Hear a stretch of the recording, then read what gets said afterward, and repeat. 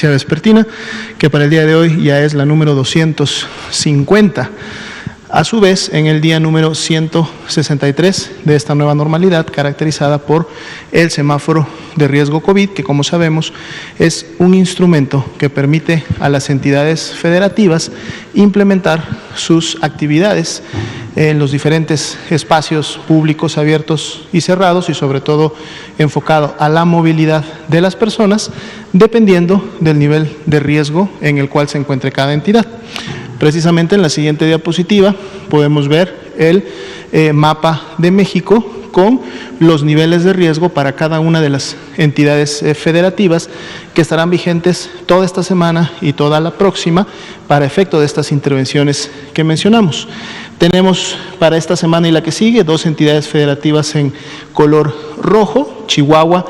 y Durango. Tenemos 18 entidades federativas en nivel de riesgo medio, que es el color alto, que es el color naranja. Tenemos 11 entidades federativas en el nivel de riesgo medio, que es el amarillo, y una entidad que fue la primera en llegar al nivel de riesgo bajo, que es precisamente Campeche, y que ya por tercera vez, en función del semáforo de riesgos, mantiene todavía este nivel. Lo importante de poder identificar su nivel de riesgo, y esto es para las personas que nos están viendo desde sus domicilios, es precisamente a su vez poder identificar las intervenciones, acciones que están realizando sus autoridades sanitarias para limitar la movilidad en los diferentes espacios, y esto es importante porque dependiendo del nivel de riesgo, lógicamente estas serán mayores o menores, y debemos de contribuir en acatarlas, en implementarlas, si lo que deseamos es, como entidades que estamos en los niveles, digamos, más elevados, rojo o naranja, poder de manera paulatina ir disminuyendo ese riesgo y entonces alcanzar a otras entidades que están en amarillo, o inclusive algunas de las que están en amarillo, poder llegar al verde, que es el nivel de riesgo pues más bajo, ¿no? Entonces, mucha atención a estas indicaciones que tanto en los niveles estatales y municipales se están implementando y se están dando a comunicar por las autoridades de gobierno. Veamos la siguiente diapositiva. Vamos a actualizar los datos para el día de hoy. Como comentábamos el día de ayer,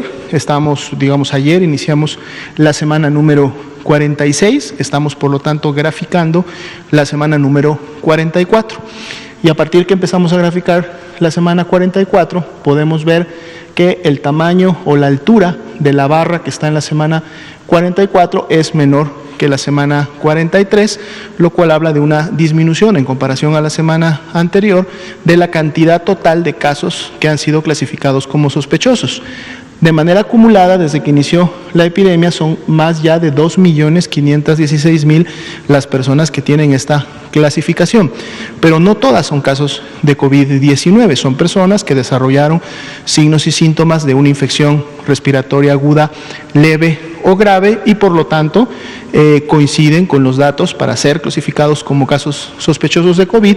y entonces ingresan a este procedimiento a través del cual, además de brindarles la atención médica, también se les brinda todas las herramientas necesarias para en su momento poder conocer si tienen o no la presencia del virus SARS-CoV-2 o si estuvieron asociados a casos de COVID-19 previamente confirmados por laboratorio. Entonces, de este ejercicio de clasificarlas, finalmente tenemos que ya 1.184.968 han sido clasificadas como casos negativos a COVID, lógicamente esto con un resultado a su vez negativo de una prueba de laboratorio que no identificó la presencia del virus SARS-CoV-2 en sus vías respiratorias, pero así también los resultados que salieron positivos, más las personas que fueron clasificadas por asociación epidemiológica o dictaminadas por este mismo mecanismo, tenemos que para el día de hoy 972.785 personas forman entonces los casos confirmados de COVID-19 en México. Dentro de este grupo se encuentran también 95.225 lamentables defunciones, que son personas que, siendo confirmadas a COVID-19 o posteriores a su defunción, siendo dictaminadas, entonces integran este grupo de defunciones que hasta este momento están confirmadas para COVID-19. La línea de color naranja que tenemos en la parte superior representa el comportamiento del porcentaje de positividad,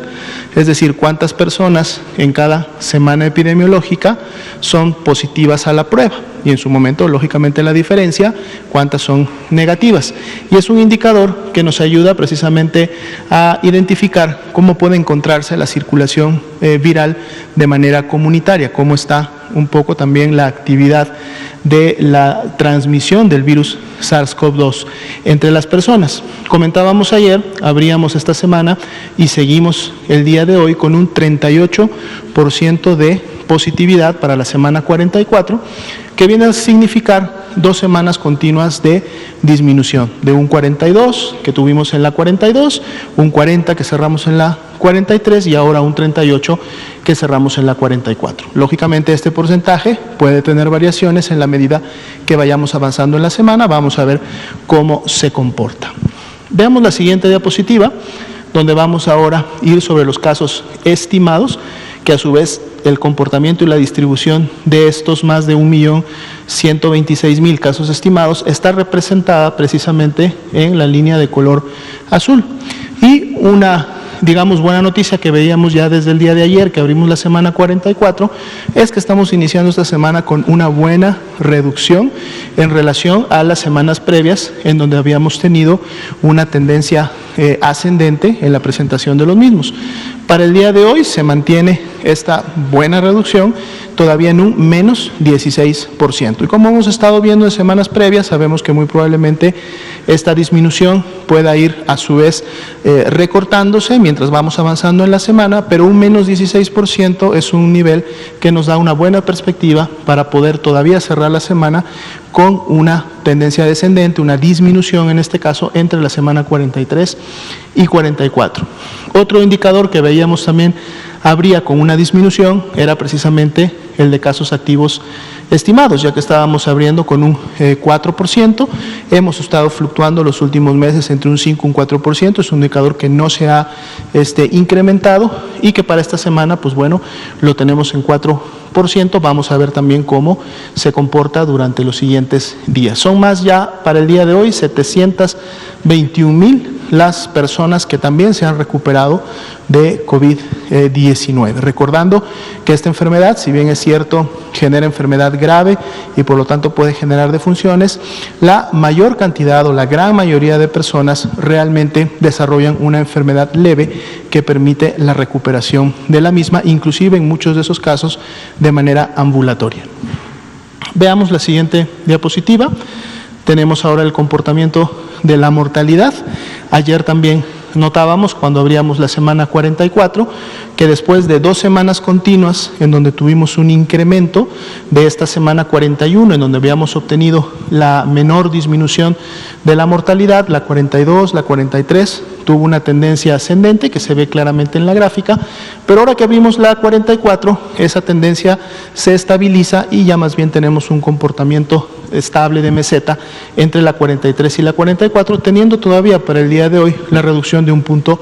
porcentual. Esto de seguro podrá incrementarse en los siguientes días, pero al menos lo que sí vemos y es importante resaltar es que la tendencia ascendente que llevábamos ya no mantiene como tal esa tendencia. Entonces eso también es una buena noticia en el sentido que las defunciones están ocurriendo menos, al menos en las últimas semanas, de lo que lleva esta epidemia en México. Menos 47% sigue siendo la disminución cuando comparamos la semana 44 en relación a la semana epidemiológica número 28, que fue la que tuvimos la mayor cantidad de defunciones registradas para una semana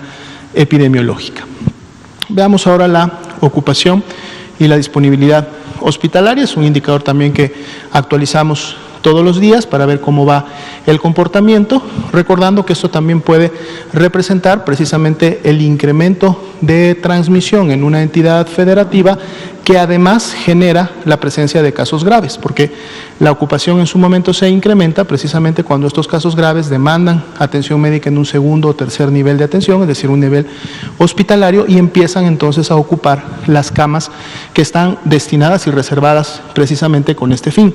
Aquí podemos ver las de las camas generales para los pacientes graves con signos de alarma o en algunos casos que requieren una hospitalización oportuna para efectos de iniciar una oxigenoterapia o dar un seguimiento más estrecho, sobre todo cuando son personas con factores de riesgo importante.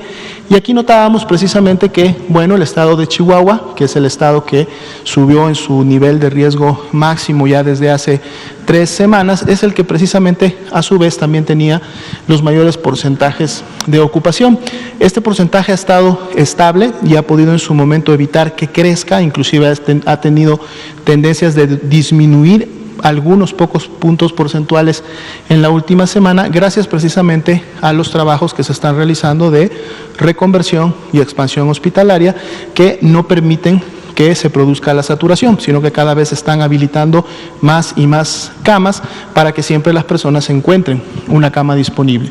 En situaciones también de incremento, por al menos por encima del 50% de su capacidad, están el estado de Durango, está el estado de Coahuila,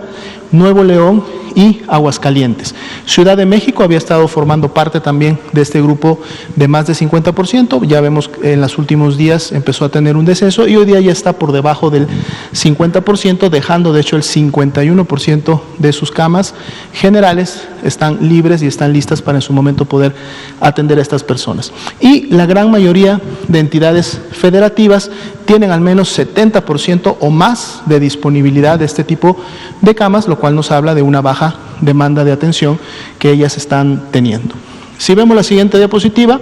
es un gráfico similar, solo que esta vez enfocada a las camas con ventilador para los pacientes ahora sí más críticos y que requieren de este tipo de asistencias.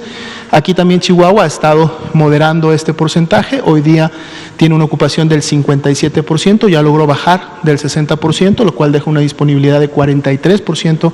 de camas. Esto también es producto de los ejercicios de reconversión y expansión, y solamente una entidad federativa más, que sería Aguascalientes, tiene encima del 50% de su ocupación. Después todas las demás, las 30 entidades federativas restantes, tienen más de la mitad de sus camas disponibles y, como ya veíamos, estados que, por ejemplo, Campeche, que es precisamente el estado que se encuentra en nivel de riesgo bajo color verde, e igual que Chiapas y Quintana Roo, Tlaxcala y Nayarit, tienen 90% o más de disponibilidad en camas con ventilador para este tipo de pacientes.